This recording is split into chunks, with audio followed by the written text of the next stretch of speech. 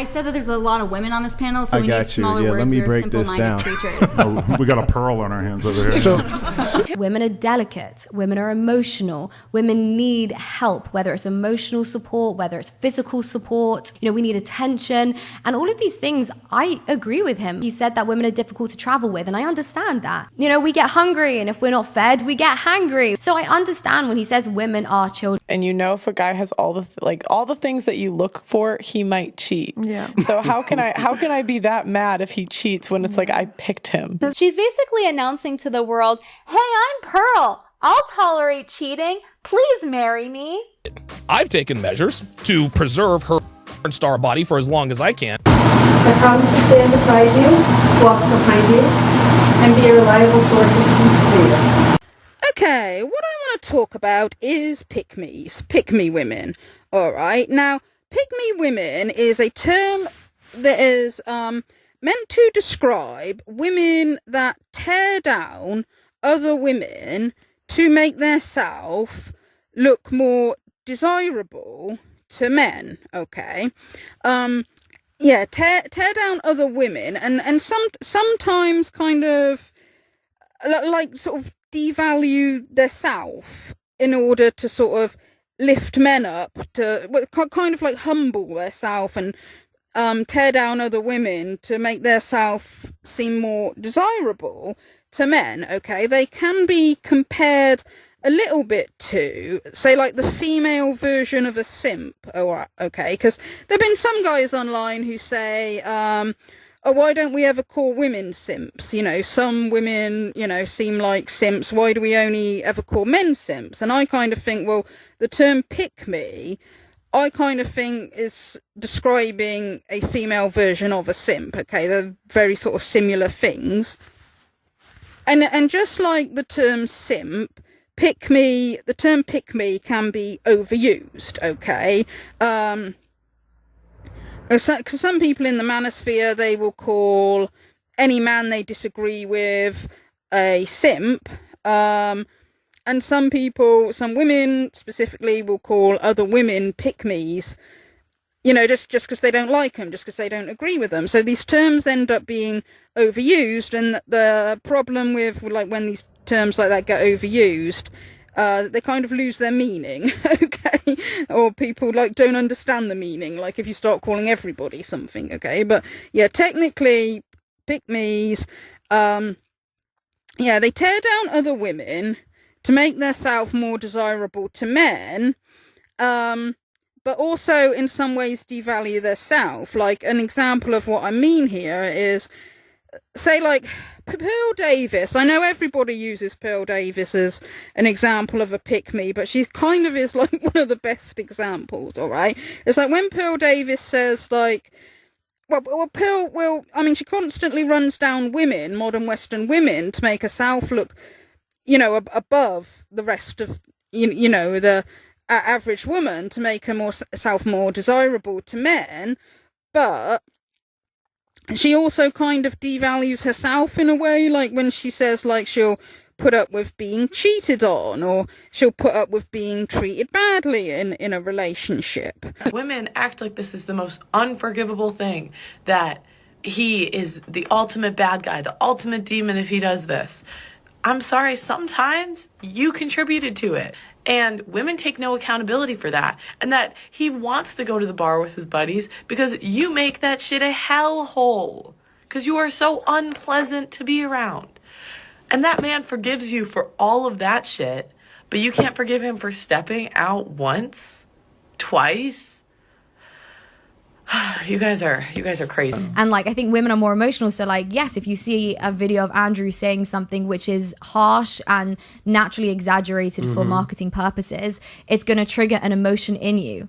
And then I think it takes, from my experience, either more time or a man around you to say, hang on, Leia, like, why don't you look at it from this perspective, you know, and you can actually see the logic. And then you're like, oh yeah, okay, actually that makes sense. So I think women naturally are going to not like him because we are emotional. Hang on, Leia, like, why don't you look at it from this perspective, you know, and you can actually see the logic. And do I really have to say it? Do I really have to say it? Do I have to? I think I am going to say it. This is a female sexual strategy where you infantilize yourself in order to be more appealing to men. I'm silly and helpless and need rescuing. What is logic? Can you explain this to me? Oh no, my brain just fell down my top. Gosh, I'm so clumsy. It's my feminine emotions. They make it hard to stay upright. Oldest trick in the book, but don't throw all women under the bus in your play at the Marilyn Monroe effect. Do it in your own time. Go wild, love, I don't care. Pretend you can't read. Stick a saucepan on your head and cross your eyes if you think that'll help. You snag yourself a man. But when you speak for you. Don't damage the competence, intelligence, and credibility of women's collective voice in order to promote your sexual desirability. That's where we're going to have a problem. You claim to speak for all of us far too often. Women are delicate, women are emotional, women need help, whether it's emotional support, whether it's physical support, we need attention, and all of these things. I agree with him. He said that women are difficult to travel with, and I understand that. We get hungry, and if we're not fed, we get hangry. So I understand when he says women are children. So here Pearl is getting Ali, I think her name is, her friend, to respond to a comment. Now, this isn't a rude comment, it's not a disrespectful comment, and it makes a fair point. But Ali decides to respond like this. Ali, she's a stay-at-home wife. You don't need to submit to your husband in order for them to treat you well and be a stay-at-home mom. It's an equal partnership. I think a lot of women don't understand how they make their husbands look when they post something like this, that it's an equal partnership, that they don't admire him at all, that he's just there and, they're just best buddies doing this journey of life together. No, it doesn't work that way. You should have a certain amount of reverence and respect for what your husband does for you, because it's a very hard world out there for men, and he's doing that for you. It's not that you guys are not equal in importance for human reproduction, because we are, but we're not equal in design in any way. And a lot of men go around and they go to work, and guess what? They talk to each other about how their wives are treating them. And so when your husband talks about you, how do you want him to discuss you? You want him to be glowing, right? So I recommend, maybe putting him as your priority a little bit. I find this attitude absolutely and completely unbearable. So you don't like it when other women criticise your relationship and what you choose to do, but your unhinged response to this woman is that she doesn't admire and respect her husband? You're behaving like one of those irrational feminists you dislike so much, who act like, oh, you disagreed with me on one thing, therefore you hate women, with no logic or anything involved. This woman disagrees with your definition of how a relationship should go. She does things differently with her husband, and therefore you have decided that she doesn't respect men. Are you a child? What I think is sad is shaming a woman for being married to somebody that she wants to be married to. Why are you mad? You've also taken it upon yourself to speak for her husband. I don't know how you found the sheer bloody nerve to do that. I don't think the bloke would thank you for that. He and his wife probably agree on how they want their marriage to work. But in your all-knowing wisdom, you've decided to speak for him and suggest that he feels unappreciated, unloved, not valued or respected, imply that his wife is a bad wife, and then you sit there with an attitude of, well, of course how I live my life is better, and I respect my husband more, and aren't I more feminine than her, and just a better person, really? I think a lot of women don't understand how they make their husbands look when they post something like this, that it's an equal partnership, that they don't admire him at all. It is possible that this woman just has a different opinion. That doesn't mean she's disrespectful or bad or wants to cuck her husband because she doesn't share your worldview. This is also a really gross and transparent attempt to pretend that your main concern here is men's issues, when actually all you're quite obviously doing is trying to present yourself as a better and more feminine woman than the woman that you're tearing down, and you're hiding behind a concern for men to do it. I'd recommend, maybe putting him as your priority a little bit. I wouldn't say you're acting with any ladylike grace and decorum. She's done that woman thing, that yes, I know, we are angels, but we do sometimes also do this, of hiding something bitchy under pretend concern to make herself look better. I'd recommend treating your husband as your priority. I'd recommend, maybe putting him as your priority a little bit. This is cutthroat female competition disguised as a concern for men, and all the women in the room can see exactly what you're doing. What's so wild is that this is a traditional stay-at-home mother who left this comment, and it might just be that they could just disagree on the definition of the word. This could be as simple as semantics. Maybe she just has a different understanding of what submission means than you do. Maybe she has some really negative connotations attached to it. Did you think of that? Maybe when she hears that, she thinks of something totally different than what you think of. And maybe if you had an insight into her personal life, you would think, oh, she is a good wife. And a selfless person. And respects her husband. And maybe a petty argument over this word isn't important. But no, you've considered none of that, and you've decided that it means she's mistreated her husband. You're behaving like girls in a fight, blasting it all over the internet to prove how much happier and better and popular you are than the girls you're fighting with. This is really embarrassing.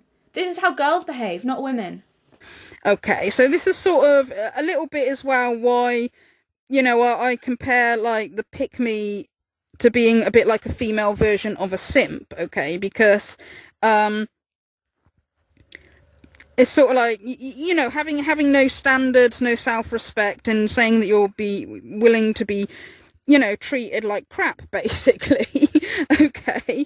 And this kind of attitude, I think, this will not attract people to you, whether you're a man or a woman. This kind of sort of desperate attitude and being willing to put up with anything, it will sort of put people off of you, or you'll attract the wrong sort of person. You'll attract somebody who treats you badly, right?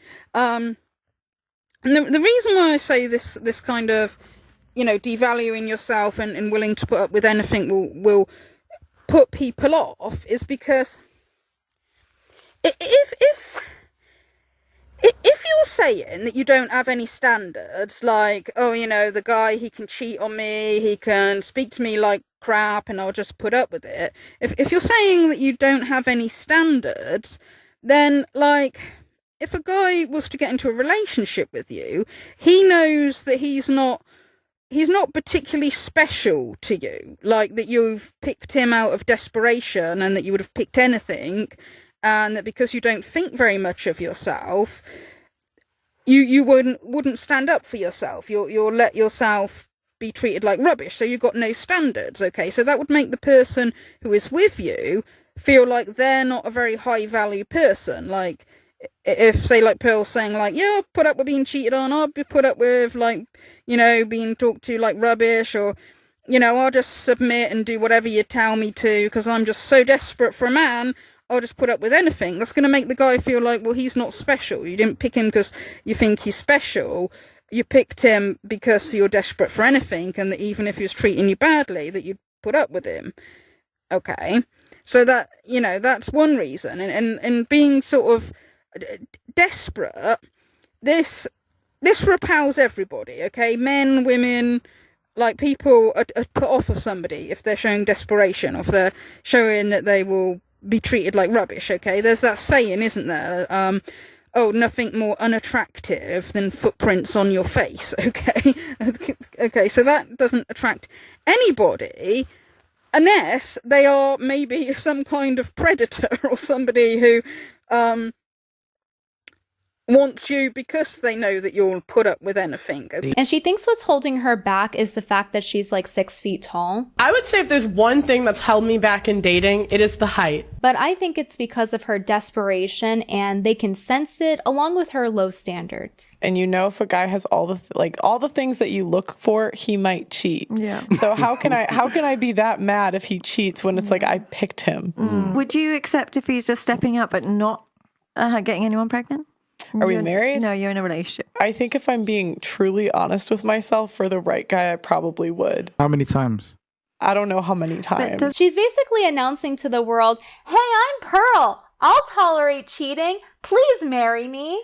So imagine the kind of men she's attracting, and it seems like her dating life in general just has not gone well. Because she would have been better than Steven Crowder's wife. She would have did anything for him that he said, like a dog. Pick Pearl because she doesn't have boundaries, unlike those other girls. Those other girls and their healthy boundaries. Women used to be criminally prosecuted and punished for nagging their husbands. Should we bring this back? Yeah, you know Pearl, she's just docile, feminine, and quiet, and she won't nag like those other old hags. Even though she cannot shut her own mouth to save her own ass. Okay, so that's not a good thing. It's not a good thing to devalue yourself like that. Although, having said that, where Pearl Davis is concerned, I'm not actually sure I believe that she really would put up with the crap that she says she was. I mean, the thing is with Pearl, it is very hard to tell whether she really believes the stuff she's saying, or whether she's grifting, or I think she likes the attention, and, you know, obviously the money she gets.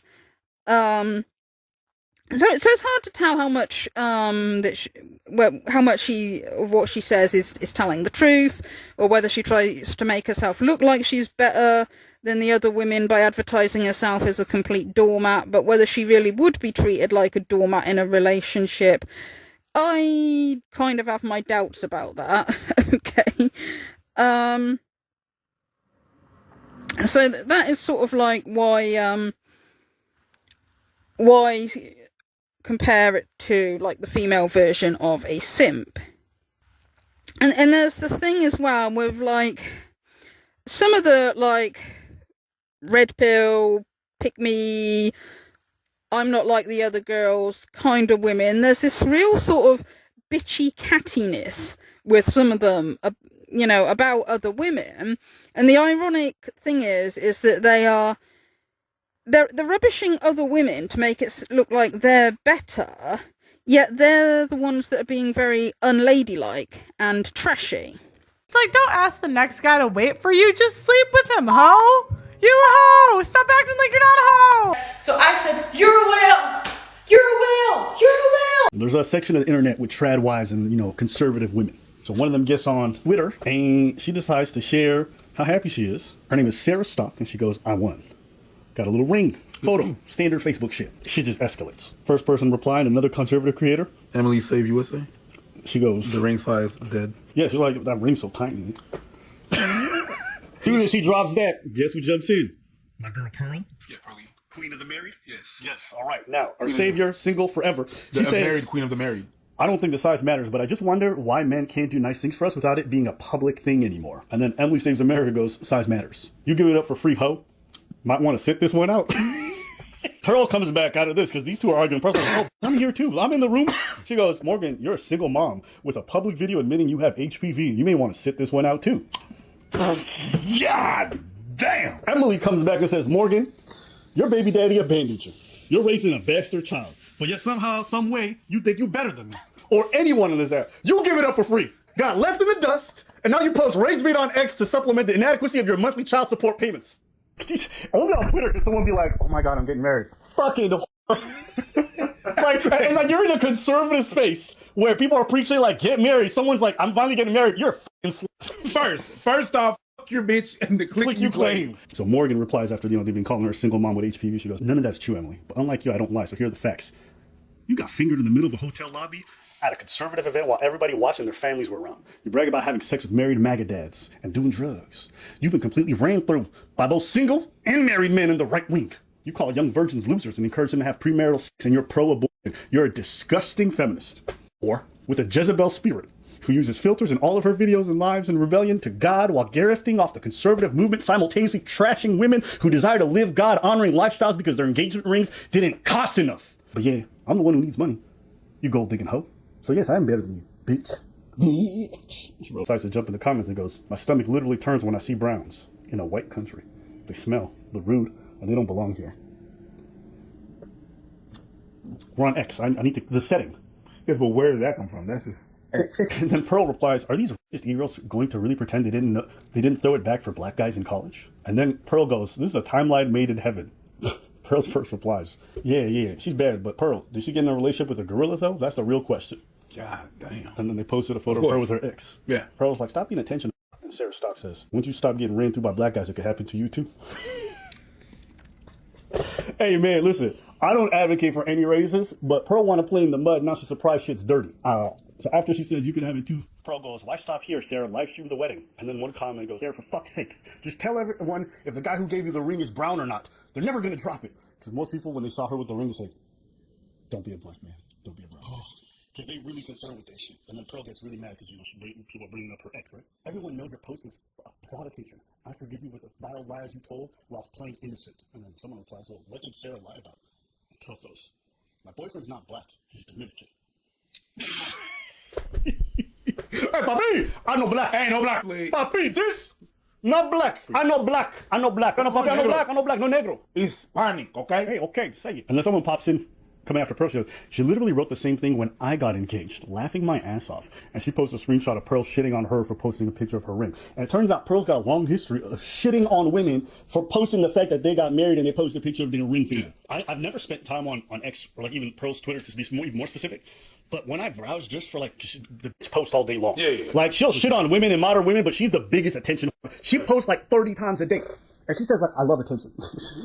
It's just funny just seeing her shit on modern women and like she's the quintessence. But moving, she goes, "Yes, ladies, I need another story about how great of a wife you are this morning. Your humility is awesome." And the tweet goes, "Being a mother doesn't automatically make you a better person."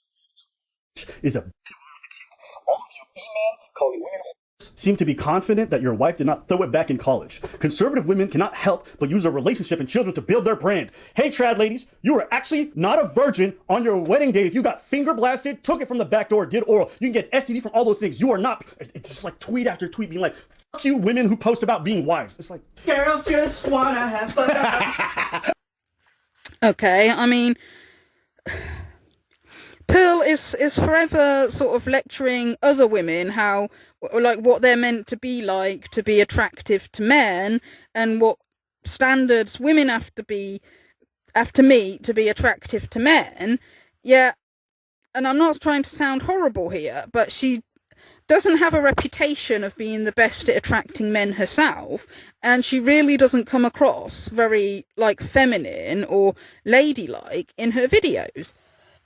And a lot of the standards she sets to other women, like, she doesn't meet herself, okay? There's also a fair few of them that come across as very sort of jealous, okay? A lot of, like, sort of cattiness, a lot of, I've got to be better than the other women, and it's quite funny in some ways, because it's, like, some of them, they call themselves trad.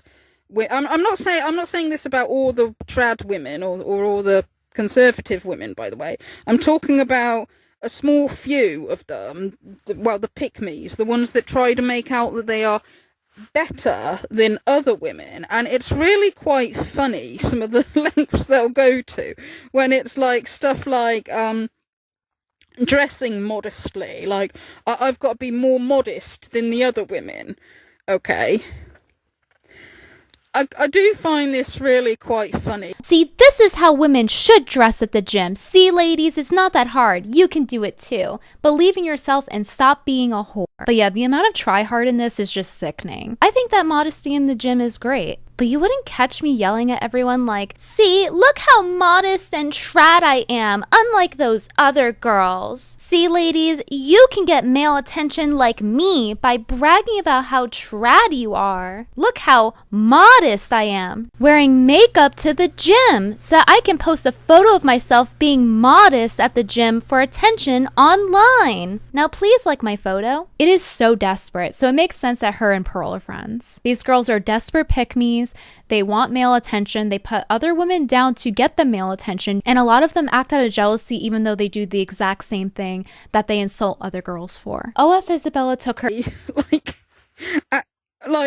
just seems like a really weird thing to, like, be competitive over. It's like, women, if you want to get male attention nowadays, right, forget about wearing a low-cut top and a push-up bra and figure-hugging clothes and stuff like that. Forget about all of that, okay? No. What you've got to do is you've got to put as much clothes on as you can possibly put on. Make sure everything's covered. No part of your body is showing, alright? Just so that you can then advertise yourself as you're more modest than the other women. These other trad fots who go to the gym wearing these revealing shorts and revealing gym wear. Oh, it's disgusting. You know, you've got to wrap up in a woolly jumper to go to the gym and then pass out from heat exhaustion or something like that.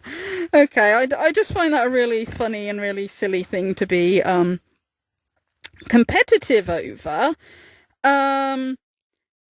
Pearl Davis is also quick to jump in and tell other women like how they should be dressing, and tell women that like the clothes they're wearing is inappropriate.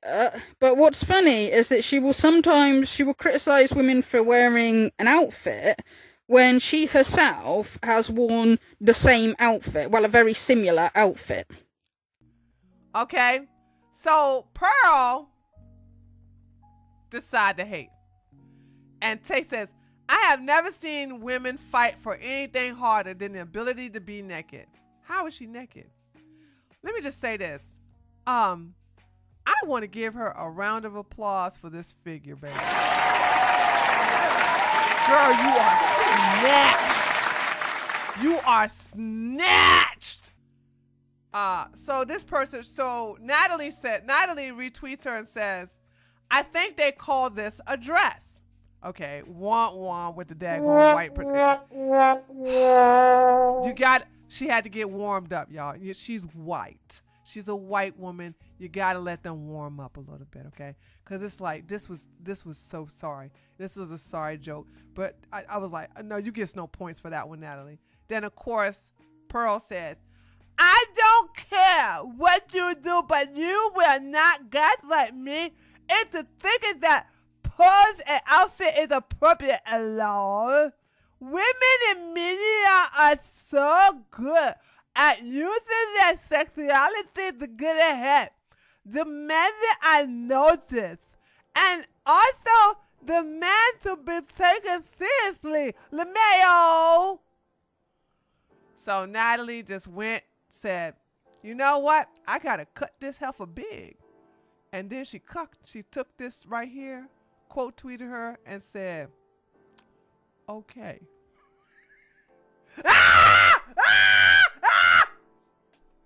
Sorry for the jump scare. She took this picture of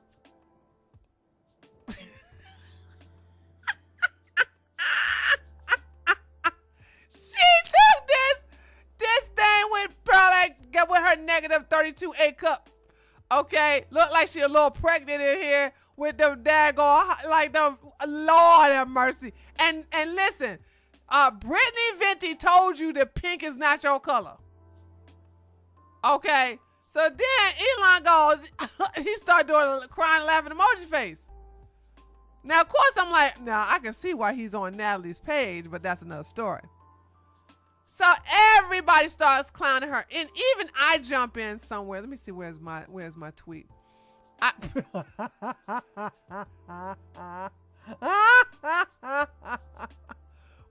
tweet at? Hold on a second. Oh, you know what? I know what to do. I know how to get it. So I go. I get this, and so when TJ gave me the link, I went and make my own screenshot. And I said, that moment when Sasquatch Pearl gets roasted so badly, even Elon Musk have to laugh. And I had, you know me, I don't throw the rock and hide the hand. I want her to know I'm talking about you.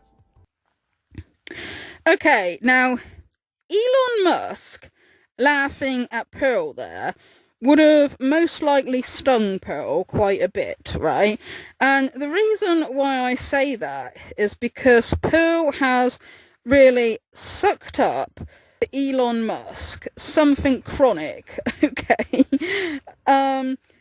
she's always complimenting him. Pearl says that women are inferior to men because there's not a female Elon Musk, even though if a woman did act like Elon Musk and she was unmarried but having loads of kids with loads of different fathers, I think Pearl and the rest of the Tradcons would have something to say about that. But anyway, yeah, she says, oh, you know, men are better than women, there's no female Elon Musk, and she's always complimenting Elon Musk, and she's wrote, like, lots of tweets or X's about Elon Musk, where she tags his name, so she obviously wants him to read it, and she's like complimenting him, comparing him to a father when she doesn't even know the guy. Okay, so she has been like really simping for him really hard. Okay, so that would have most likely stung Elon Musk to see Elon Musk laughing at her like that. And this isn't the first time that Pearl has like really simped for a guy and then him not like her. Okay, And it's even worse when you realize that this is a failed attempt for Steven Crowder's attention. Because she would have been better than Steven Crowder's wife. She would have did anything for him that he said, like a dog. At first it was Rollo Tomashi, okay? Like when Pearl first decided to be red-pilled, she really worshipped Rollo Tomashi, or the Rational Male, he calls himself on YouTube, okay? And she thinks he's really smart. She thinks, she says that he was like an inspiration to her joining the red pill. She wanted him to mentor her. Okay, she was like really sucking up to him. Okay, but then he didn't like her for some reason, and on one of his live streams he started having a rant about her, and he said that he wished that she would die in a car crash. When we started, he was really helpful to me in my set. Yes. And so he was helping me with stuff, and he was giving me advice. Mm-hmm. I start to blow up, Mm-hmm. and I was trying to get him to like mentor me. Sure. And I think like I was saying, I would pay him for his time. Mm-hmm. And because I really looked up to him. Like, Sure. honestly, I thought like he was so smart, and like I just really loved his streams. Yeah. He went on this like podcast and then was like, "Oh, Pearl, I don't remember what he said. Mm-hmm. It really hurt my feelings, though, to be honest. He calls me an idiot all the time. And maybe then, finally, you'll go away. Maybe then you'll go die in a fiery car wreck somewhere. Go away. You want the red pill to die? You're already killing it quite well. Thank you very much. Okay, which I think is actually a really nasty thing to say. Like, even if you don't like somebody, I think that's a nasty thing to say. And she was apparently very hurt by that. She said that, like, that she was very hurt by that. Okay, so it kind of does show that this kind of simping attitude, it doesn't work on people. Okay, I'd say men or women, like absolutely simping for people, it doesn't get them your respect, okay?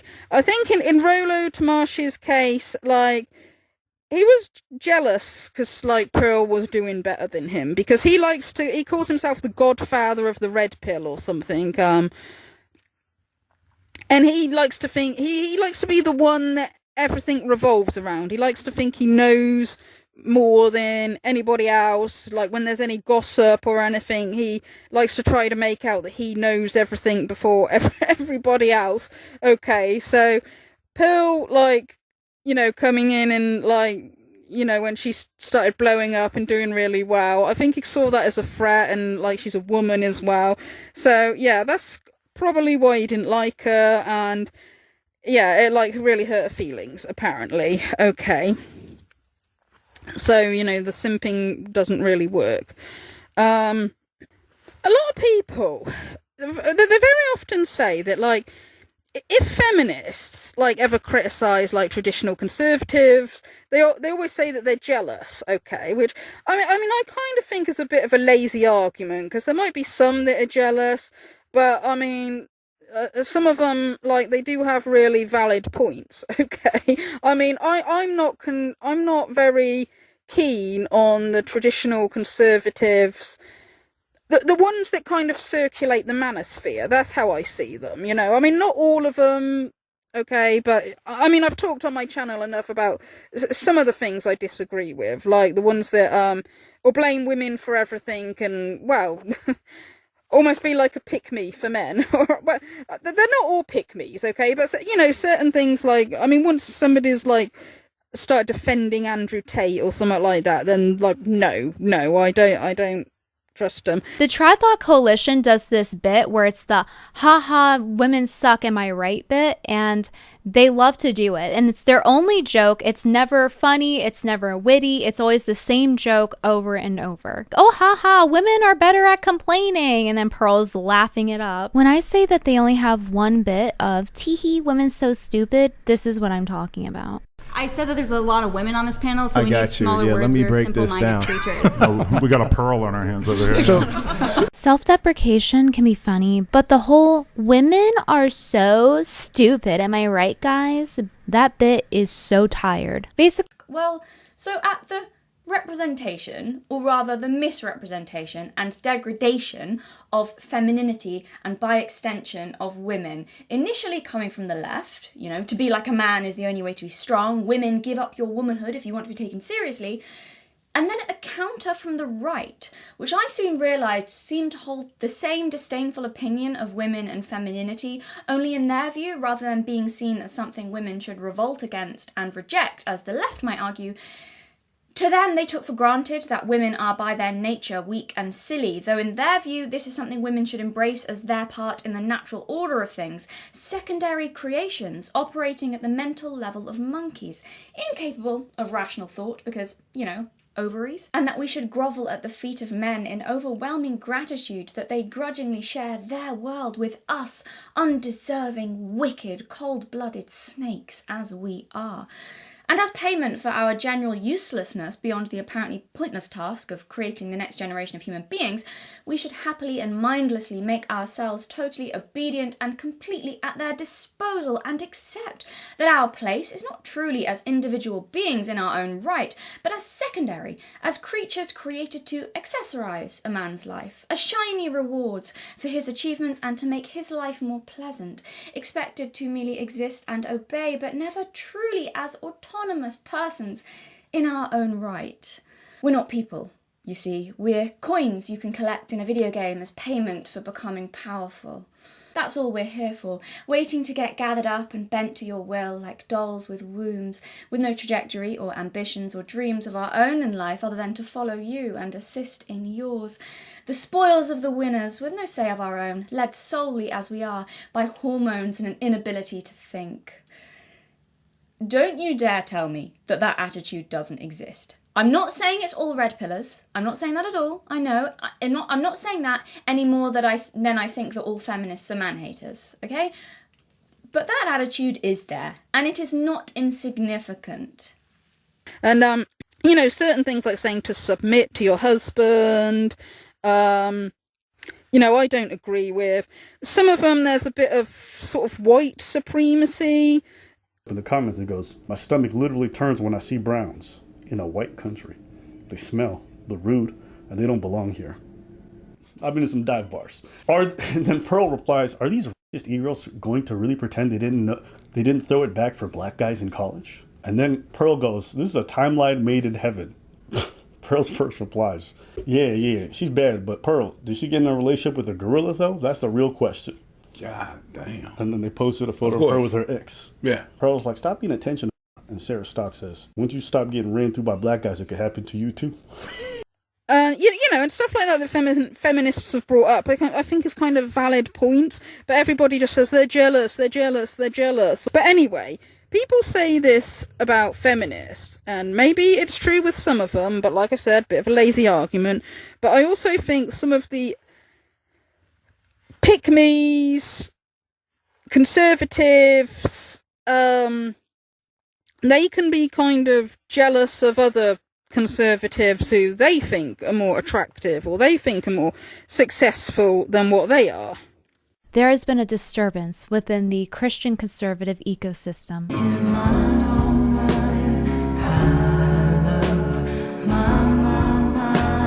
Desperate for attention and validation. You knew what you were doing. Just get an OnlyFans and stop pretending to be a conservative Christian. It's an embarrassment to religious women. My woman sports modest clothing, not clothing that reveals country back row curves. Put on a sweater. Well, this is all it takes now to be witch hunted. Isabella Maria De Luca is a political activist featured on Turning Point USA. Christian conservatives and also people who weren't religious or conservative at all were so upset by this video of her baking a cake that it went viral. You would not believe the amount of drama that this cake video that is like 3 months old has caused. And it went viral for her just wearing a high neck t-shirt, filming in portrait mode, but they're saying that, oh, her breasts are center of frame. Like, where else are they supposed to go? It's like, oh, sorry, I'll just leave my breast at home next time. I don't really think it's about the framing, though. I think that if she were flat-chested wearing the same shirt, that nobody would have a problem. You would never see people complaining about the girl on the left, and her shirt is just as tight. When you have a smaller frame, meaning you're not overweight, but you still have large breasts, it's very difficult to find t-shirts that are flattering, because if you wear an oversized shirt, you just look frumpy and fat. And I really empathize because I know what it's like to be in that position where nothing you do is good enough. If you have a big chest and you're not fat, good luck finding flattering clothes. I know personally that I have to bring a lot of my clothes to the tailor. I have to pay for it to be tailored because they don't make clothing that fits my body. So if I wear this huge oversized shirt, I don't look skinny in it necessarily in real life, because when I turn,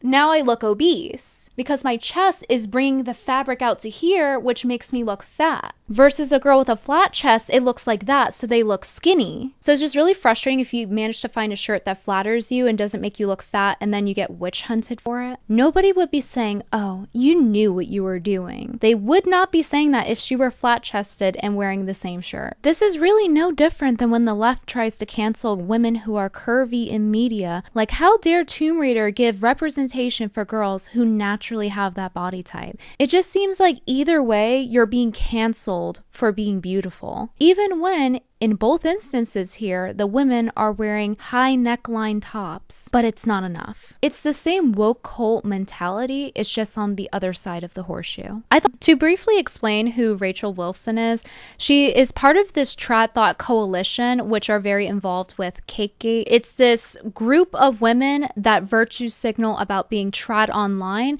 and usually aren't that trad themselves. I don't have a problem with women being provided for and being stay-at-home moms, but this is a version of it where it's a perversion of what traditional means. So they're basically doing performative trad virtue signaling. Like, look how trad I am, and all these other girls are sluts. But as you can see through Cakegate, it's actually not about those hoes. It's actually about whichever woman they feel like attacking at said time. Like, you have to be this trad to join this group. So usually this trad thought coalition that LARPs like they're trad, even though they usually have some sort of degenerate past, they will insult any woman not part of their clique to bring themselves up, and they're often hypocritical in not upholding their own standards. For example, during Cakegate, Megha, I don't know if that's how you pronounce her name, but she says to Isabella, the cake girl, 45% of the video frame is boobs. And as Cake Girl points out, Megha is complaining about Cake Girl's boobs, but then in her profile picture, she's wearing a top with the same exact fit.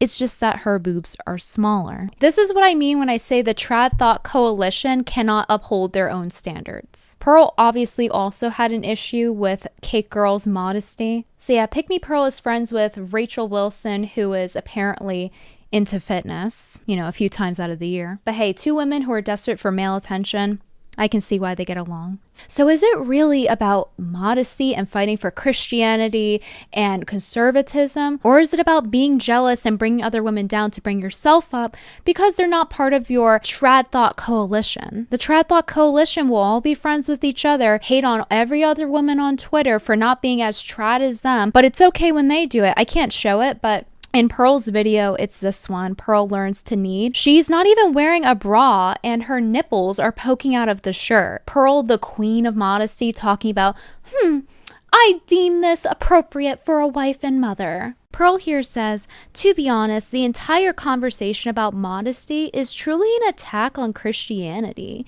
They are mocking Christians for having Christian standards. A girl baking a cake in a t-shirt that she and her tradlarp clique do not like is an attack on Christianity and modesty. Meanwhile, her nipples are poking through the shirt as she's cooking, but she gets to determine what's modest and what's not. And if you guys think that I'm the mean girl, well, first off, they're not very nice, as you can see.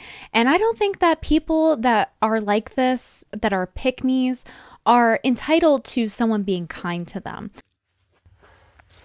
Okay, so again, it's more of this, oh, we've got to be the best, we've got to, like, put other women down because, we're jealous if we think that they're better than us, if we think that they're more attractive than us, or anything like that.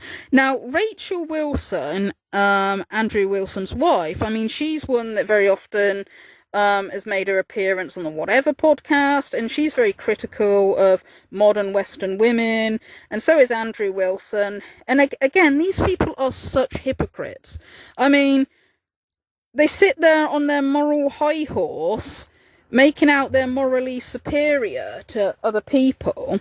And, I've seen clips where Andrew Wilson's going on about how modern Western women are low quality because men aren't getting virgins anymore and there's single mothers and all of this kind of stuff. Yet his wife, Rachel Wilson, was a single mother when he married her.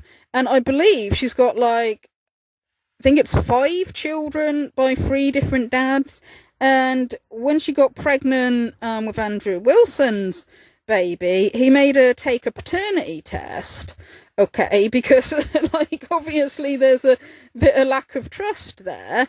And like Brittany Venti said, okay, their family is their family history, it's like something off of Jerry Springer, yet they sit there making out they're morally superior to other people. Rachel Wilson sounds like she's extremely jealous of other women to me.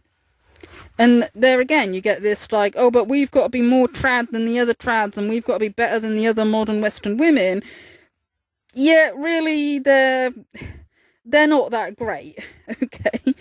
Another thing as well that some of the pick-me women don't seem to understand is when it comes to what red pill men complain about with women and what they say they like in women, right? I say red pill men because these pick-me women, they seem to be sort of getting their idea of what pleases men from the red pill. And first of all, that's a load of rubbish as well. The majority of men out there, they're not worried about a woman being a virgin. That was more to do with religion, okay? People used to wait till they're married before, losing their virginity because more people were religious back then, okay? And that was the man and the woman, not just the woman. All right, most men don't want a submissive wife. I can tell you that now. Most men do not want women to submit to them, okay? About men saying they kind of want a docile, childlike, submissive, silent woman. But yeah, I mean, it's but you know what's funny? You're missing out on. If a woman should just be submissive and silent and never challenge you, you need some, not obviously this can be too much, but there's an element of that can help you. A level of challenging or disagreeing with you is helpful to you, as it's not, it's you are missing out on the true value of having a woman, to being in a partnership with a woman, or of the true value of how she's got a completely different perspective on the world that you do. You're missing out on the value of that. What's even the point in having a woman in your life then if you're not making the full value of it's just interesting. Well, I mean, look, I'll be completely honest, some of these sleazy manosphere guys, I don't think they actually want a woman. I agree. Some of the ways they talk and just some of the ways they behave, I'm like, how deep are you in that closet? Because I think you might be in Narnia at this point. It's funny They don't want a doormat, okay? They don't want a woman who'll just do what she's told.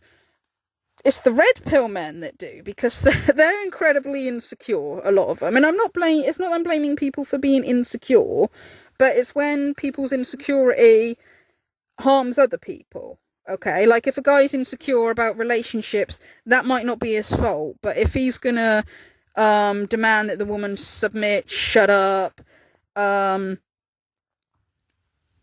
that's harmful. Okay, or the pick-me women, if they're insecure about their self, I'd sympathise. But when it's a case of tearing other women down, that's when I lose my sympathy. Okay, so yeah, first of all, these pick-me women are getting their idea of what men want from the red pill when it's not accurate that that's what most men want. But what they don't seem to understand as well is that some of these red pill men are actually bullshitting. When they say what they want, they are actually bullshitting. Okay? Because they'll say that they're fed up of modern hoes, modern whores, you know, like, why can't a woman not be a hoe?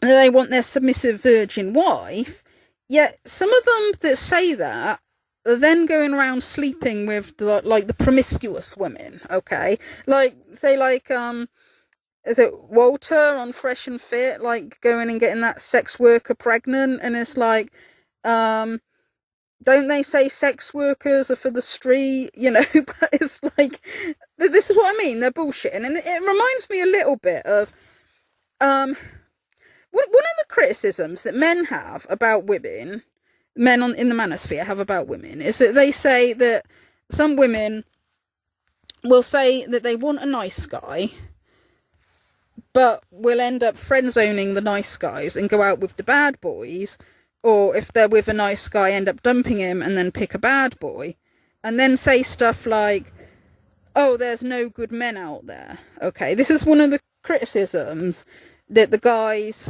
from the manosphere have about women, yet some men from the red pill community, they do a very similar thing with women, is that they say that they are tired of these hoes, and talk about how it's not attractive if a woman has a high body count, but then they keep sleeping with the promiscuous women, and they'll even say stuff like, oh, dump a woman if she doesn't sleep with you straight away. And I think, well, that's giving men advice to go for the promiscuous women, not the woman who's going to wait until she, you know, gets to know you and develops feelings for you before sleeping with you. They're specifically telling men to go for the promiscuous women, while at the same time shaming women for being promiscuous. All right. Now, you might say, yeah, a lot of men, when they're young, sleep with promiscuous women, but that's not the kind they want to marry. They want to marry a woman who, you know, has not, you know, been sleeping around, okay? They want to marry the more, like, conservative one. Okay, but, as we have heard, some of the red pill guys will then talk about how, when they're married, they're going to cheat on their wife and she should be okay with them cheating. Alright, now who are they going to cheat on their wife with? Promiscuous women, okay?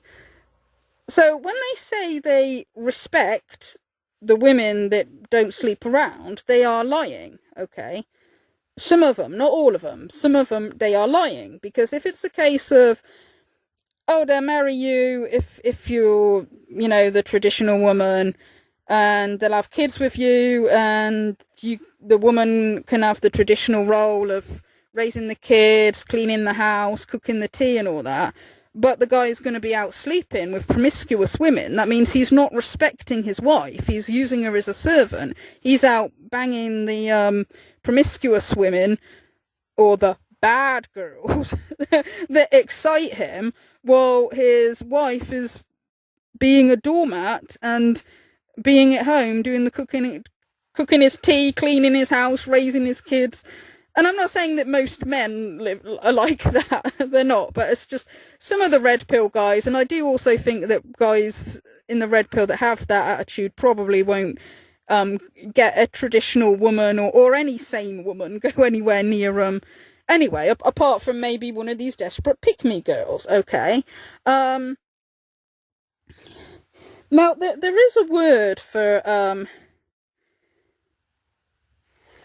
to describe this kind of phenomenon of guys like, you know, sleeping with these women that they complain about, but then, you know, marrying the, you know, the traditional, what they consider the good woman, but then still preferring to have sex with the promiscuous woman.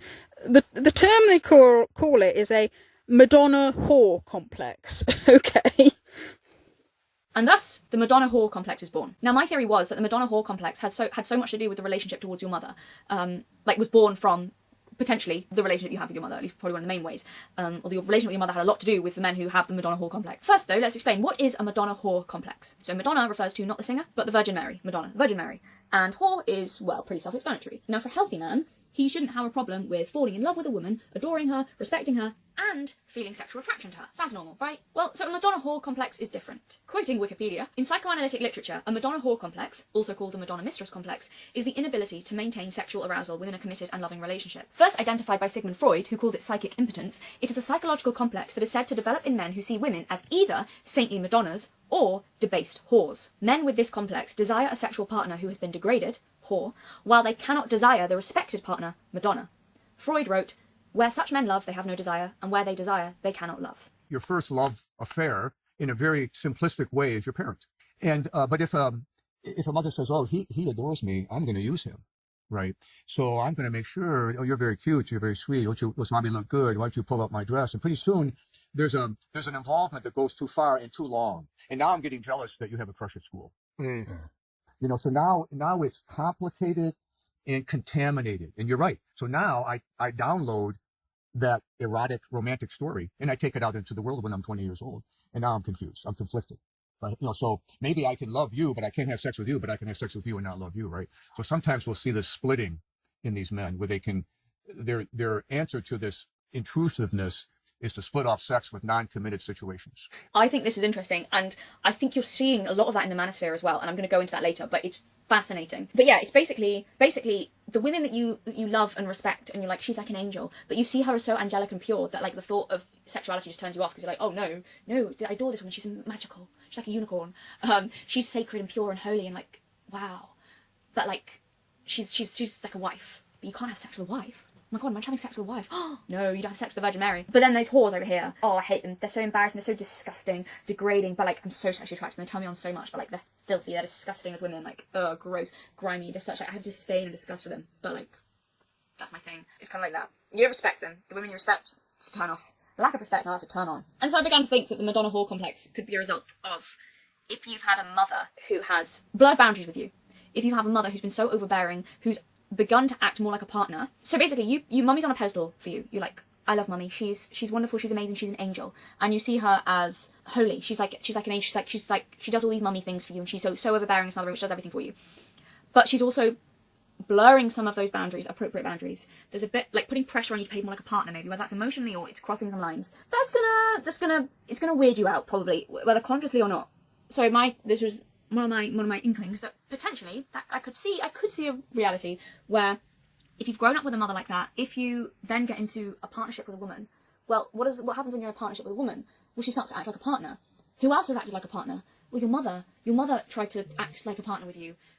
So your wife is now reminding you of your mother, your girlfriend, long-term girlfriend, she's reminding you of your mother now because your mother used to kind of act like she was your partner. So you're kind of turned off by that, and it's all a bit icky and crazy, and then maybe, and then you kind of disgusted at your own sexuality, so then it becomes something, and then it's, you kind of don't respect the women who engage in sexually, and it creates a whole thing. It's a whole thing. Infidelity, 40 to 50% of them, and I knew that. I was so not surprised that was my inkling. I was like, mummy's boys, sexually impulsive and unfaithful, kind of from what I've observed or seen. So I'm really not surprised by that at all, which seems counterintuitive. Like, if you respect and love your mother to that extent, she's doting on you, why are you going to be unfaithful? But it's trying to escape the smothering. So if you're with a partner, and whether she's actually been smothering or not, but you've got that kind of childhood trauma of a smothering mother, so you're trying to escape that, like you maybe did with your mum, so you're being unfaithful, you're acting out literally like a child. You're treating your wife or your partner kind of like she's your mum, you're acting out against her. She's smothering, she's trying to control you, even though commitment's not control. But then if you've got childhood trauma with a weird relationship with a parent, then it kind of seen as is, and maybe she is control. Maybe you're with a woman, like, for whatever reason, suffocating, you can't stand being suffocated by a mother. And so it's like commitment is just, I'm not doing it. It kind of messes with you. It's displacing the feeling towards the mothers. But that's what I mean. That anger towards women is that's what I believed, was that there was something to do with being angry at your mum, but you're displacing that feeling. You can't lash out at her, or for whatever reason, even consciously, you're not throwing that anger at her. So you're diverting that anger for your mother, and you're throwing it at the wrong woman. You're punishing the wrong woman, other women, for being angry at your mum, because you won't punish your mother for it, but like unconsciously, but. That doesn't surprise me. That was my theory. But again, it's interesting. It's more emasculation. Mother's literally emasculated him because she's desexualized him because it's so uncomfortable for him. So that enmeshment with the mother does affect sexuality, which isn't surprising. And I think a lot of the red pill spaces, there's a lot of mummy issues there. The red pill space is obsessed with the Madonna whore, like, dichotomy. It is. I just wonder if there's lots of mummy issues going on there. I don't know, probably, but that's it. it's such a thing in the red pill space. You see it on Fresh and Fit. They will talk about the mythical, ideal, perfect wife that they'll one day marry and they dream about. And lots of the red pill men, it's like, this woman she doesn't exist anymore, she's from the past, or this mythical 18-year-old perfect virgin who's holy and sacred and doesn't have personality, by the way, because this is all, women are not complex in this, okay? So you've got the holy virgin who is the ideal wife. But the ironic thing, and this is well known, anyone who looks into the red pill space, so these men are not actually attracted to those kinds of women. They say they are, but they're not. You know how I know they're not? Some women who go on these shows, like Fresh and Fit and the whatever podcast, OnlyFans models or whatever, people ask them, why do you go on these shows? Why do you go on these shows to get humiliated by a panel of men and have men sending in super chats and calling you sluts, whores, saying you're ugly, like humiliating you? Get humiliated for like a couple of hours. Why do you go on there? To be told you're stupid, to be all of these things. You know what the women say? The reason they go on these shows is to promote their OnlyFans. And it works. That's their biggest audience. The men who are the most disgusted by these women for being sexual, are the biggest subscribers of it. If that doesn't talk about being, like, sexuality, that it's been so wrapped up in disgust or a lack of respect. These OnlyFans girls will literally, they'll say this, after they've been on Fresh and Fit or the whatever podcast, suddenly in a month, they'll be making, like, tens of thousands of dollars, suddenly, out of nowhere, because so many men, the same men who are sending in super chats, calling them stupid, ugly, no man will ever want you, you're useless, you're not worth anything for, like, no one wants to marry you, blah, blah, all of this. The same men sending that in are the same men who are attracted to these women, signing up for their OnlyFans, all of this. These guys are not actually attracted to this innocent, virginal, pure, sacred woman that they talk about. They don't actually want her. Well, they might want her as a wife, but they're not attracted to her because that's not what their behaviour is showing. It's really interesting. You see that a lot in the red pill space, is this total split in terms of what they think is acceptable from women, what behaviours they think are acceptable and appropriate from women, what makes a good woman. There's a total split between that and what they are attracted to in women, what they want from women. You see that even with Myron and Walter, Fresh and Fit themselves. Like, they will talk about, you know, nice girls, sweet girls, perfect girls, you know, innocent girls. Meanwhile, they're out there getting sex workers pregnant. Like, what do you mean? What do you mean? So basically, in conclusion, a lot of the red pill space seems to be they're looking for mummy, they want a mummy to marry and keep at home, but they're actually sexually attracted to the women they're repulsed by. I don't know, is it all mummy issues? Potentially, maybe, who knows? But it's and as that guy said, it seems to be that sex addiction is a key aspect to a mother wound. Also, psychologist Sam Vaknin says that some men who have narcissistic personality disorder, some of them, they can be misogynists because they had a bad relationship with their mother, hence why some of them have a personality disorder in the first place. And this can sort of like result in the same kind of phenomenon of the guy who like wanting like one type of woman for his wife and then another type of woman to sleep around with, but not really respecting either of them. Narcissists hold women in contempt and abhor the thought of being really intimate with them. Usually, they choose partners who are submissive women, whom they disdain for being well below their intellectual level. This kind of choice, self-defeating and even self-destructive choice, leads to a vicious circle, a vicious cycle of neediness and self-contempt. The inner dialogue of the narcissist is, I need this woman to provide me with narcissistic supply, but how come I'm dependent on this inferior creature? And hence the abuse. The narcissist reasserts control and his superiority and his omnipotence by abusing his spouse or his lover. When primary narcissistic supply is available, the woman is hardly tolerated. As one would reluctantly pay the premium of an insurance policy, the narcissist maintains the relationship. Narcissists of all stripes regard the subjugation of an attractive woman to be a source of narcissistic supply. Both cerebrals and somatics like to subjugate women. Such conquests are status symbols, proofs of virility, and they allow the narcissist to engage in vicarious narcissistic behaviors, to express his narcissism through the conquered woman, to transform these women into instruments at the service of his narcissism, into his extensions. This is done by employing defense mechanisms such as projective identification, which we discuss in other videos. The narcissist believes that being in love is actually merely going through the motions. To him, emotions are mimicry and pretense. He does not believe that anyone has true feelings. He believes that people are acting. Narcissist says, I am a conscious misogynist. I fear and loathe women and tend to ignore them to the best of my ability. To me, women are mixtures of hunters and parasites. Most male narcissists are indeed misogynists. They hate women. After all, they are the warped creations of women. Women gave birth to them, and women molded them into what they are: dysfunctional, maladaptive, and emotionally dead. Narcissists are angry at their mothers. By extension, they rage and abuse all women.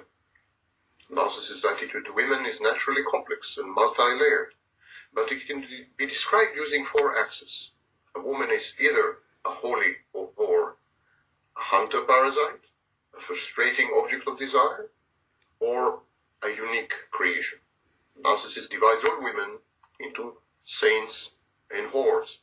He finds it difficult to have sex, which is dirty, forbidden, punishable, and degrading, with feminine significant others, such as spouse or intimate girlfriend. To him, sex and intimacy are mutually exclusive, rather than mutually expressive and mutually enhancing propositions. Sex is, as far as the narcissist is concerned, is reserved to whores. In other words, all the other women in his world, not the significant ones, not his spouse, not his mother, not his girlfriend. This division between saints and whores resolves the narcissist's cognitive dissonance. I want her, I don't need her, I want her, I don't want her. These inner conflicts are resolved by saying, I don't need her, she is inferior. I want her, because she is a kind of object of gratification. This division also legitimizes the narcissist's sadistic urges. Abstaining from sex is a major and recurrent narcissistic penalty inflicted on female transgressors. It tallies well with the frequent idealization devaluation cycles the narcissist goes through. The idealized females, in the eyes of the narcissist, are sexless. The devalued females are deserving of their degradation via sex, and they are deserving of the contempt that is attendant to sex. The narcissist believes firmly that women are out to hunt men by genetic predisposition. As a result, the narcissist feels threatened, as any prey would. This, of course, is an intellectualization of the real state of affairs. The narcissist feels threatened by women and tries to justify this irrational fear by imbuing women with objective, menacing qualities as huntresses. Well, this is just one small deep. Narcissist pathologizes others generally, not only women, in order to control them. The narcissist believes that once their prey is secured, that women assume the role of body snatchers. They abscond with the male's sperm. They generate an endless stream of demanding and nose-dripping children. They financially bleed the men in their lives to cater to their needs and to the needs of their dependents.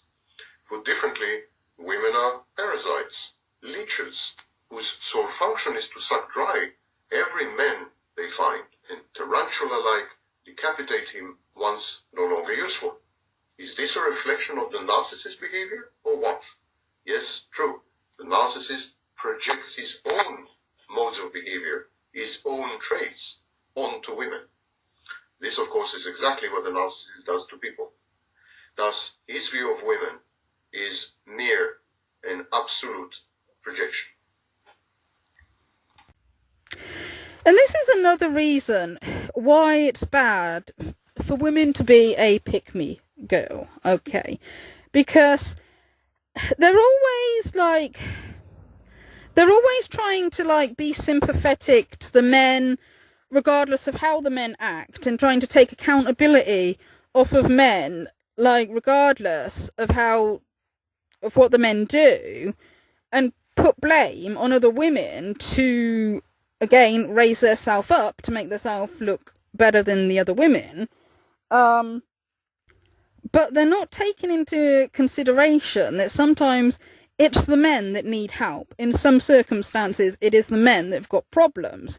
Now, I remember Sydney Watson, when she was on the Trigonometry podcast, and she was talking about how, some guys from the Red Pill apparently were saying that if you're in a relationship with a woman, you should test her to see if she loves you unconditionally.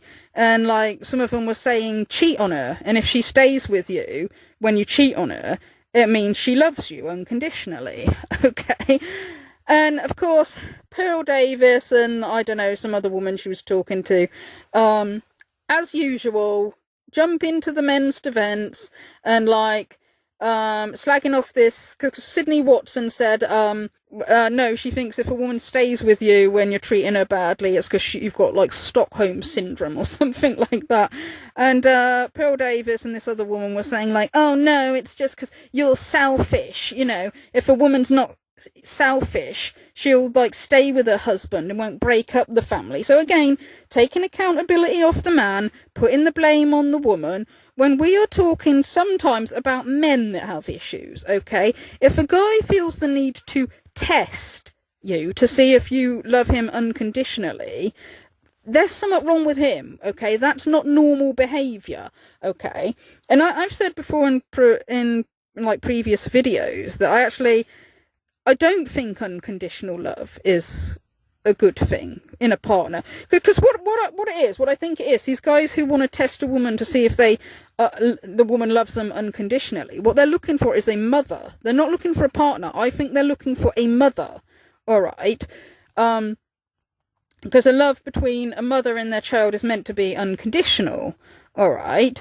Well, with a partner, I don't think it is unconditional, because if your love is unconditional, that would mean that you would put up with any kind of crap, like your partner cheating on you, or if your partner was abusing you. Like, I do think people should have some conditions, but also these men who say this, they wouldn't want to put up with a partner who is cheating on them or treating them badly in any way, because they want somebody who loves them unconditionally, but they don't think the other way round, that the woman wants somebody who cares for them as well. Like, if the guy's constantly testing her, if he's cheating on her to see if she loves him unconditionally, he's showing her that he does not love her, or he doesn't care about her feelings, all right?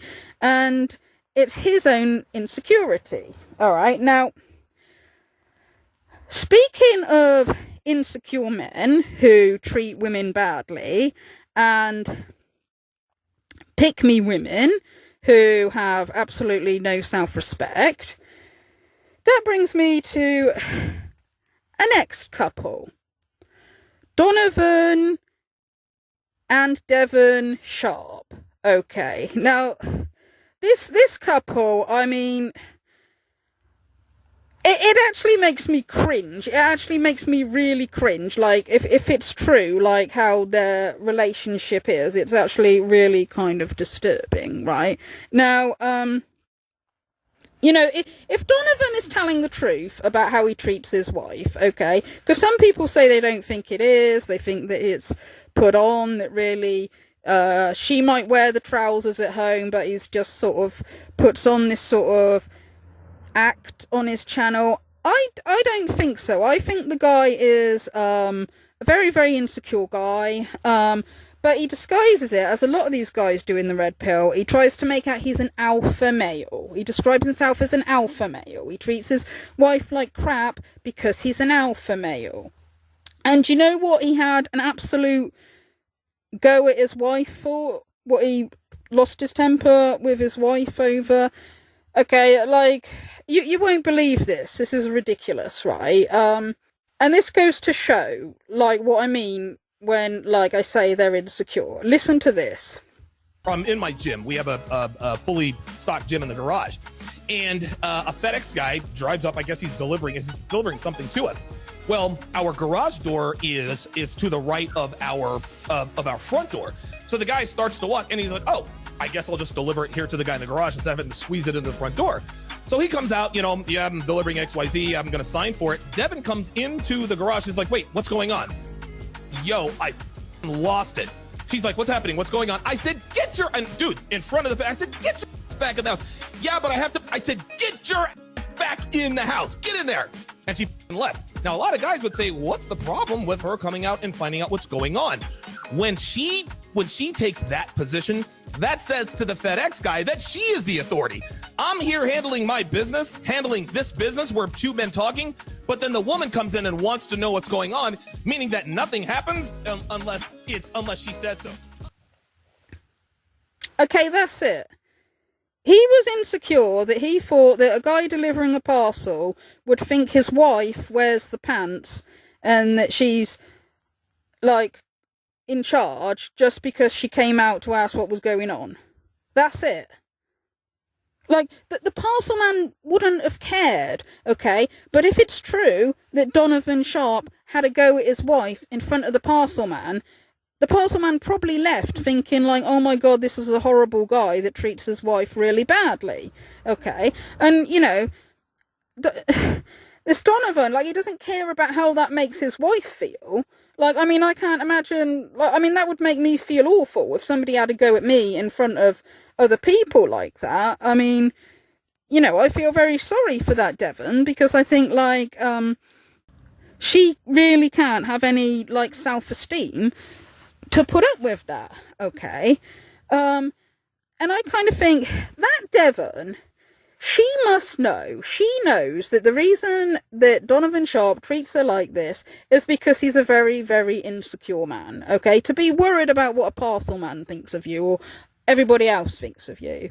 He's a very insecure man. That Devon knows that, yet, in order to massage his ego, and to, you know, probably stop him having as many hissy fits, she will refer to him as an alpha male. There's a way that I've developed that I can relate and I can communicate and still be appropriate, still represent him well, and that's something that it was very hard to learn. And that's when he says train, that's what he's talking about. Is you know women are taught that they can do no wrong, and we can behave as much as we can do whatever we want. And the truth is that men are the victims of that behavior. The men who care about these women are victims of that behavior. And when these men try to correct that behavior, they're called misogynistic, they're called controlling, they're called insecure, all of these things. But if you ask anyone older, hey, if they saw this on a TV show, they'd be like, ooh, that was disrespectful. Right. But, you know, in day-to-day life, these women don't see that. They think that it's okay to continue to behave that way. And it's my hope to show that, you know, showing respect and submission, so to speak, it's a superpower. Yes, it is. Because not only do you have what you want out of the situation working for you, you've got him, you know, leading the charge. So if you're both on the same page and you're going forward and you know how to treat one another, I think is most important. You know, young people. I'm ready. Each day, when we wake up, we choose one another. You have taught me that the rent is due every day and not to take things for granted. A healthy garden takes watering, pruning, and attention in order to flourish. Thank you for demanding the best of me always. I promise to stand beside you, walk behind you, and be a reliable source of peace for you. I promise to show you my love through my actions, words, and thoughts. Together our lives are great, and the sky is the limit. I love you, and I'm happy to be your wife. Go Eagles. Yeah, that was when they got married, okay, and there is nothing more cringy than listening to Donovan Sharp's marriage vows. Sydney, it's been a hell of a ride. And the way we met was very unorthodox. Our relationship is very unorthodox. You're wearing a wedding ring now because, well, you know, there you go. You've been wearing it for 7.5 years, but you know, like I said, I bring out the best in you, but you make me happy, you really do. I was happy before you, and if you and I decide to part ways for whatever reason, I'll be happy without you.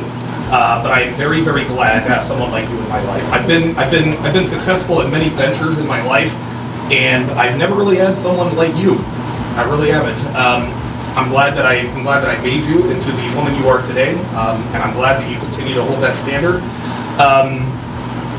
success is really, really cool to have, to be financially successful, but it's much, much sweeter when you have someone like you to share it with. And so, by the power vested in me, I pronounce us man and wife. See what I mean? Everything's about him. Like, everything. He can't even say anything nice about his wife. Or, you know, he says, like, she is everything that he made her everything that she is today. And it's like, what? An insecure abuse victim? That's what I would call her. Alright. And another thing that he does, which is pretty disgusting, is, he's always, like, showing her body off to his audience, right? And this is because he wants to show what an alpha male he is, and he can attract a high-quality woman. So he's always getting her to show her body off, right, to his fans. Now, bearing in mind that Donovan Sharp has said before that you shouldn't be in a relationship with a woman if she's, like, taking, like, half-naked pictures of herself and posting it on social media, which I would think's fair enough. I would normally think that that's fair enough, like, for a man to set a boundary like that, right? But it's the fact that he says that and then he takes all these pictures of her half-naked and plasters them all over social media so that he can get the attention. He wouldn't want her getting attention from other men, but it's okay when he gets the attention. Okay. Also, like, I think he lost a lot of subscribers because he'd actually lied to his audience, right? He lied, about Devon's age, because, right, Donovan Sharp, like a lot of the Red Pillars, he said before, like, oh, you know, women over 25 are leftover women, alright, and he said, don't date single mothers. Have your magic carpet right out there. And so my taste for women got very, very expensive. So anytime I did hit the street, if she was anything less than an 8, I just couldn't get it up. As we go along in this video, you'll see just how much of a lie that is. Also, he says he met the other half of this relationship, Devin, in 2016. She approached him after reading his material on Return of Kinks. Almost 10 years. Yeah. And I've been in a long-term relationship now for, God, what is it now? What did we get together? I met her in 16, committed to her in 17.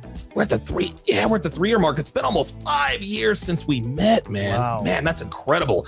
So it's been, well, I met 5 years ago. I didn't leave the game until I actually committed, to her, because I was slaying other girls on the side. They started dating and he trained her to be a suitable mate for him. Those are not my words. That's exactly how he puts it. He trained Devin to be a good little woman for him, and he actually brags about this. Devin, I want you to put in your words, Devin, I want you, in your words, I want you to tell these men, these guys in here, the strategy that I used to keep you busy at night to prevent you from going out and getting. You are in the training program. I want you to describe to the men in detail, and you know what I'm talking about. I want you to describe to the men in detail in the chat what your nightly tasks were to keep you out of trouble.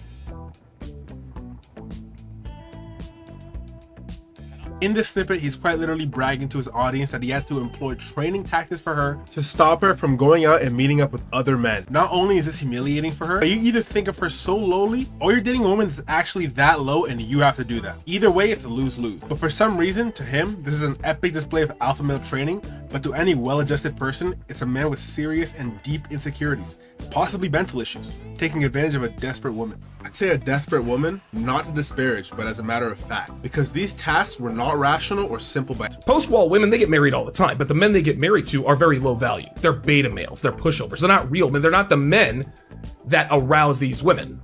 They wanted you back when you were 22 and 23 and young and childless and hot. But when you're in your mid to late 30s, the bad boys don't really want you anymore. And yes, listen, I know single moms are bad and this and that and the other, but we all got to start somewhere. Don't commit to them. Woman is no longer as sexually attractive as she was when she was in her 20s, just because, let's call her the average 46-year-old, she may not be disgusting. She may not be as sexual. Obviously, she is not as attractive as she was when she was 26, and we're talking about the average 46-year-old woman. overeating, riding the carousel. All of that eventually takes its toll. All right. Now, the girl that I dated before that I was telling you guys about, Marsha, she had an awesome body, to be sure. There's no doubt about it.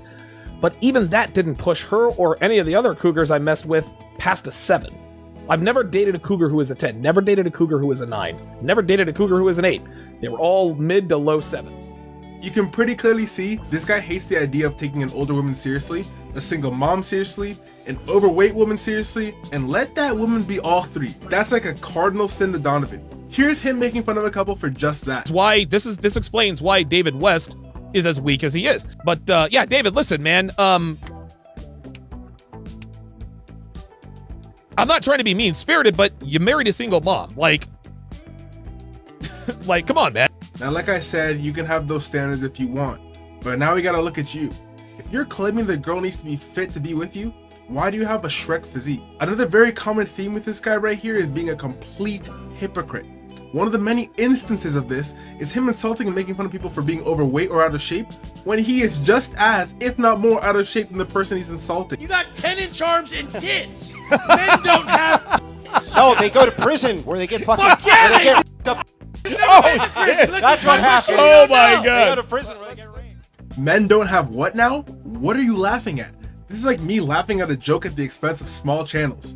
All that being said, Donovan is not exactly the type of man you'd expect to have a 10 out of 10 woman on his arm. We've already been over his physique, to put it lightly, but he's also of an advanced age. How can you hate on women who are of an older age so much when you're pushing 50 as well? I don't think being old is an insult. This is what Donovan thinks. You also state you don't want kids, so what's the big deal? I understand finding more youthful looking women attractive, but for him, especially at his age, especially knowing both men and women's looks drop off with age, even if it is a faster drop off for women, he's living a delusion to imagine he deserves a woman of the caliber he wants. And just for the cherry on top, he's not even tall. He likes to say he's 6'2", but the guy beside him in the picture is 6'3". The woman beside him in this picture is 6 feet flat. Both are collegiate athletes, so he can pretty much be rest assured the heights listed on their profiles are correct. Donovan can't even be honest about his height. He's 5'10" on a good day, out of shape, and not the prettiest. The thing is, that's okay. No shame in that. The shame comes when that archetype of man believes he deserves the best in women and insults any woman who's not up to his standard. He's so delusional, he fashions himself to be a high-value male and top 10% of men. Because we got a lot of fat women out there. Well, men check for me all the time. Okay, I'm sure they do, but they're not men of value. These are low-value men. I'm a high-value male. I'm not checking for fat women. I'm just not. So miss me with that fallacy. Yet, when he got into a relationship with Devon, she was in her 40s, and she had a child from a previous relationship. But Donovan Sharp lied. He said she was in her 30s. And also, he tried to hide the fact that she had a child, and he made up something about, oh, this child that comes to visit is a cousin, or something like that, he said. But Aber and Preach actually exposed him, okay? So he lied about her age, he lied to try to cover the fact that she was a single mother. And when that was revealed, I believe he lost a lot of subscribers because people didn't trust him after he lied, fair enough. Donovan would have you believe people thought my wife was too good to be true, so that's why I decided to finally reveal her in all her glories. And so what would I look like telling guys, hey, you need to do X, Y, and Z with your woman. You need to set boundaries, expectations, and demands, etc., etc. But then my woman doesn't do the same. Or I don't show my woman at all. And that's really what happened. A lot of people, it's so funny. Devin sounded she sounded so good. There were actually people in the community 4 or 5 years ago that thought that there's no way this woman is real. She sounds too good to be true. So I said, okay. And so I decided to make her a little more, prevalent in my content. We all know this is not true. The truth is, Donovan Sharp, when he was doing an interview with Myron Gaines from Fresh and Fit, accidentally had her come on camera. She was screen capped, and then people like ADJ used her screen caps to dunk on her appearance. So up to this point, Donovan was telling everyone he would never get married. He was banging 9s and 10s left and right. His girlfriend, at the time he maintained she was only ever a girlfriend, is 37 years old, attractive, fit, and beautiful, and much, much more lies about her and himself at large. Well, once she was revealed, that didn't seem to be the case. Before I start this next part, I am not trying to insult or disparage his wife at all. To me, she truly is a victim of bad circumstances that have led her to believe that the best she can get is an abusive, emotional, roid-raging, pathological liar. She isn't really so much half the issue. Rather, I see her more as a pawn in Donovan's game. But come to find out, Devin wasn't 37 like he said. She is in fact older than him. Remember when Donovan said women who are older are completely useless for anything more than a pump and dump? Any man who marries a woman past the age of 23 years old, you're getting leftovers.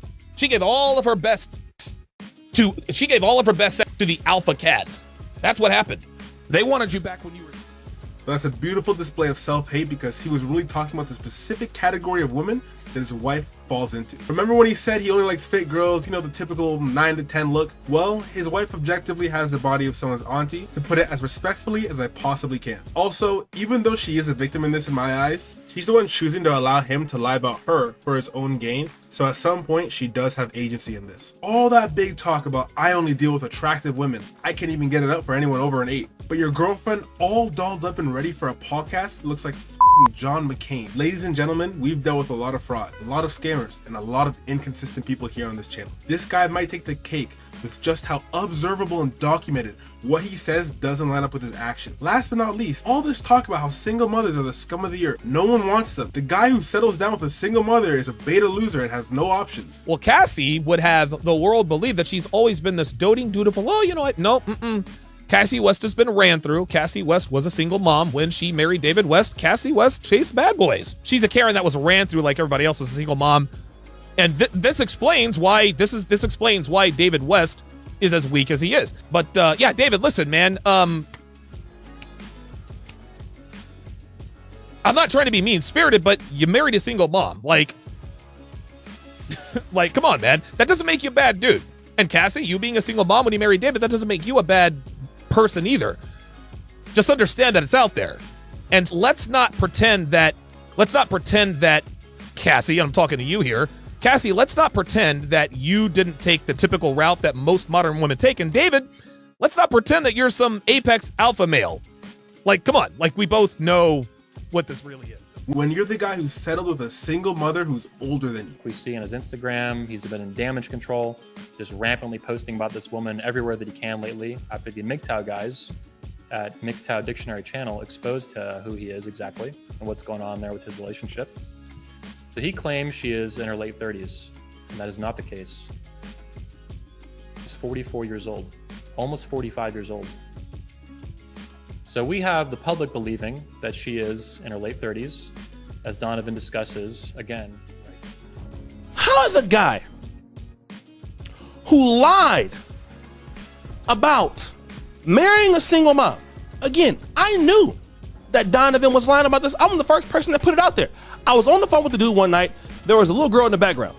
I'm like, yo, bro, who's that girl? Oh, that's my girl's niece. Really? I'm like, nah, he's stuttering. That's her daughter. I was the first person to know that or figure that out.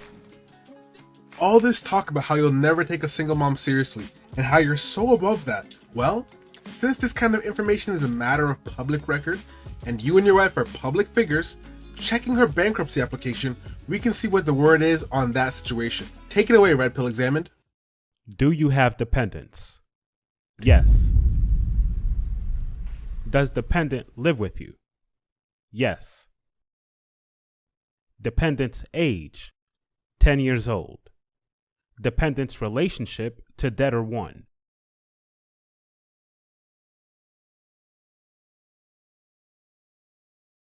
Daughter.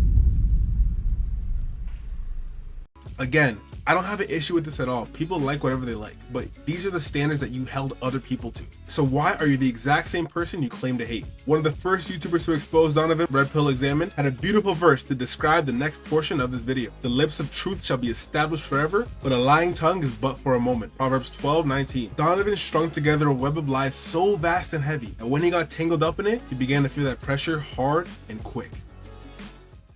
All masculinity is just being honest. That's what masculinity is. It's being honest no matter what. Being honest with your words, being honest with your with the way with your intentions, and being honest with your actions. Okay? If you see a pretty girl. Okay, and again, it's because he wants to show off. It's like, oh, what an alpha male I am. But also, I suppose he's been sort of scamming men out of money by saying like, oh, if you follow my advice, you get the most attractive woman. Because, it's always got to be the most attractive woman. It's never the nicest woman. It's never the kindest woman. And when, Donovan Sharp brags about his wife, it's never, oh, she's the smartest, she's the nicest, she's the loveliest. No, it's all like, oh, look at her tits. Don't you think, I've got the best looking woman because look at her boobs. And, it's so sleazy. It's so cringe. He also says really inappropriate things about their sex life. Poor Devin became an OnlyFans girl for Donovan. He was so hurt that the only way his ego could recoup was by showing her off like a piece of meat and trying to gaslight people into finding her attractive. Now it is. And I know everyone has their own definition of hot, so I'll put it out there. But to pretend this is universally attractive and anyone who criticizes you or your relationship just wants you if they're a woman or your wife if they're a man is delusional. Yes, my girlfriend is an older woman. She turned 36 back in February. Now, fortunately for her, she still looks great in her mid-30s. She's got a great body because she's a genetic freak, as you guys can plainly see. But let's not kid ourselves here, guys. She doesn't look as good at 36 as she did when she was 26. Now, Devin got lucky, and she is a rare exception to the rule. She's not a unicorn by any stretch of the imagination, guys. But her genetics and her workout habits are why she's still physically attractive. But knowing that Father Time is undefeated, I've taken measures to preserve her star body for as long as I can to make sure I still want to have bedroom fun with her for the next few years. Genetic freak? P-star body? Are you serious with this? Donovan actually had the audacity to say Devin is a 7 in the face and her body is a hard 9. Devin is a 7. She's a 7. A lot of people think, oh my God, Devin's not a 9 or a 10. She's a 7.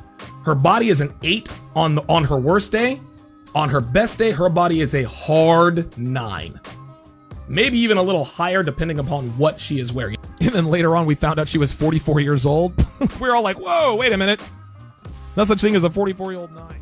Both I'd very much so disagree with. But I wouldn't even be saying this is an issue had he just said it's his opinion. But this guy genuinely gets mad when people don't agree that his wife is attractive. No, John Easton says, please don't bring your wife into this. I'll do whatever the oh yeah, Boostman says a 6 at best, but go ahead. All right, look. Y'all can hate if you want to. Look, I love it. Afro nerd, average white woman. The pedestalizing is insane. This is so funny. This is so funny. Will said, that's your wife, so I'll let it go. No, you're the up out of here. You're disrespectful. Who else? Who else? Oh yeah, Walking LIQ says your wife is below average, but I with your content, bro. Well, guess what? If you mess with my content, you're going to have to mess with it from afar because your ass is gone. Anybody else want to talk? Anybody else disingenuous? Anybody else want to be disingenuous? Anybody else want to lose their privileges for lying? Like, I can understand if I had a fat, ugly, it would be one thing if I had like a fat, ugly wife. You guys know my wife is not fat and you know she's not ugly. So you guys want to try to, trigger me and get me aroused? Great. You guys were never fans in the first place. Blue. Oh yeah, you too, Taka. You too. You're out of here too. You want us to think that you think she's unattractive. And that is a lie.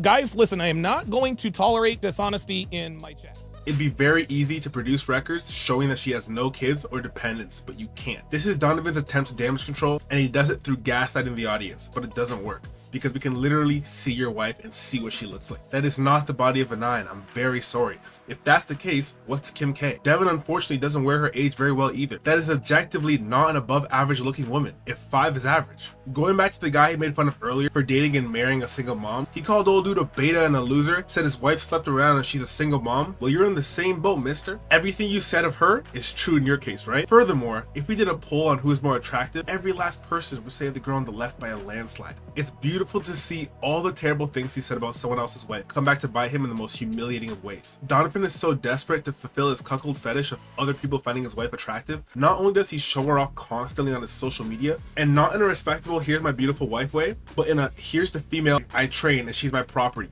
A side chick. Do me a favor, arch your back and do this for me. Oh my God. So these are Devin's F cup.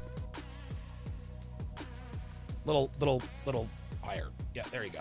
Those are let's get a shimmy. Let's get a shimmy. Crazy stuff. Get a shimmy. Let's get a shimmy. There you go. There it is.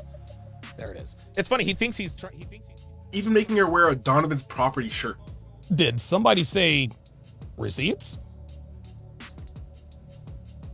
Did somebody say receipts? Did somebody say receipts?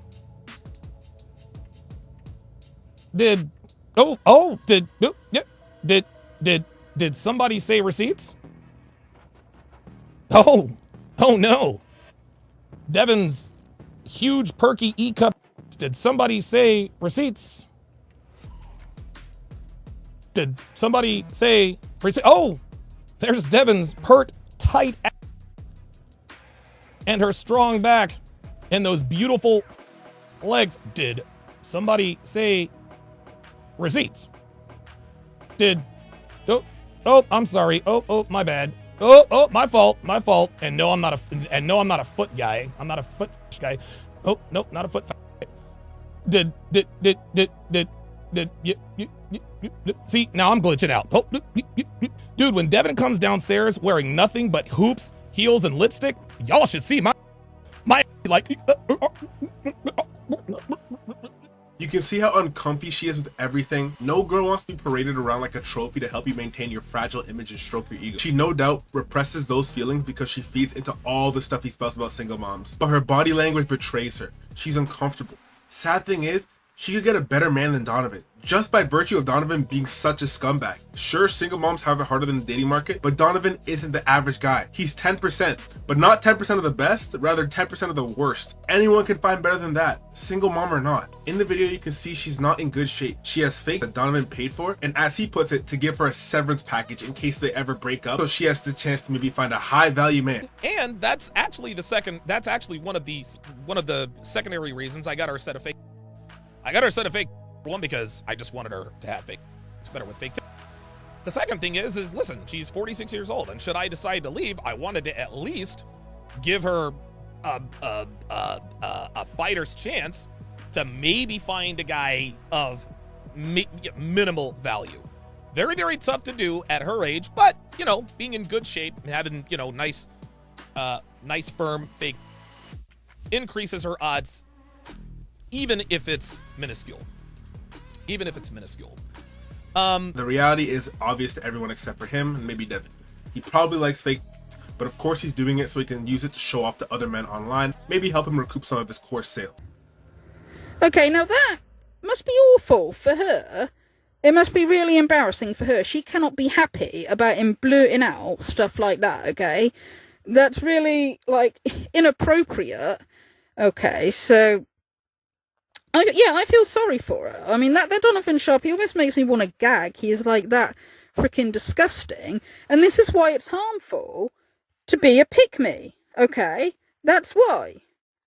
Because it's basically being a doormat. It's basically not standing up for yourself, okay? There are some guys in the manosphere, like from the Whatever podcast, that have said stuff before, like how they think pick-me girls are gems, about how they like female simps. And it's like, well, of course.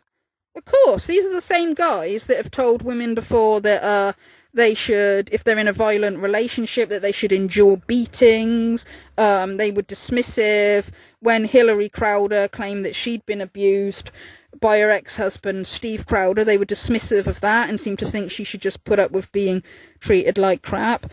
So, yeah, of course these guys are going to say they like the female simp because they want a doormat, or at least they'll, in the manosphere, in order to make themselves look good or to entertain their viewers, they'll say they want a doormat. Whether that's what they really want in real life, I don't know. But it's like these women are trying to appeal to these guys by being like, oh, yeah, I'll bow to a man, I'll be submissive. And it's like, this is such harmful advice. Like, there's nothing wrong with, wanting to find a partner, wanting to find a man, wanting to be a good wife to a man, as long as he is also a good partner to you, a good husband if you're married, or a good partner, as long as he loves and cares for you. It's not just one way, okay? Because what a lot of these red pillars are asking for is an absolute doormat, okay?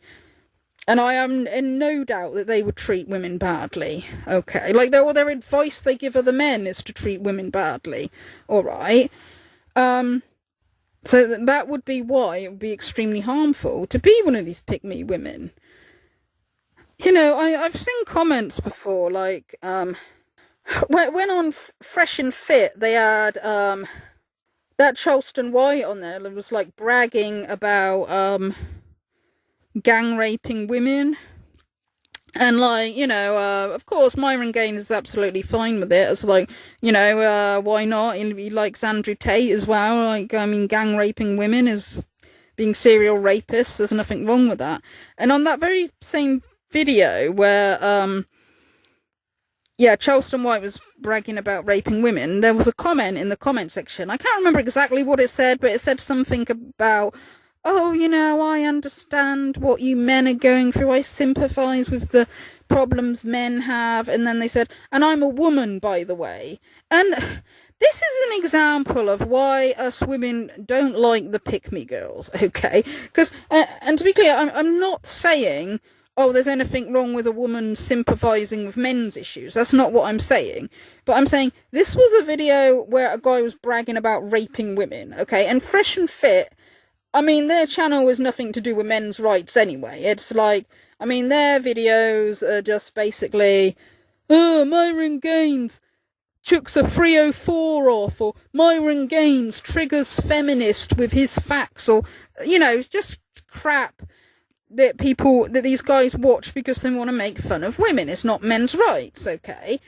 You know, but this woman, I mean, she didn't decide to go and watch a video, you know, that was about men's rights issues, that was about the struggles of men, and write a comment there saying, like, oh, you know, I sympathise with men's issues. It's like, no, she decided to listen to a guy bragging about raping women, listen to Myron defend a guy who brags about raping women, and then leave a comment basically sucking up to him and saying, oh, I understand you, man. And that's exactly why we don't like the pick-me girls, okay? Stuff like that. It's like, well, it's like, what, is she just okay with rape? If she was raped, would it be alright for her rapist to go on the blimmin' show and brag about it? Or if she had a daughter one day, or if she's got a daughter, like, would that be okay? You know, that's why, we really don't like some of them, okay? And then there's some of them, like Devon, who I kind of feel sorry for,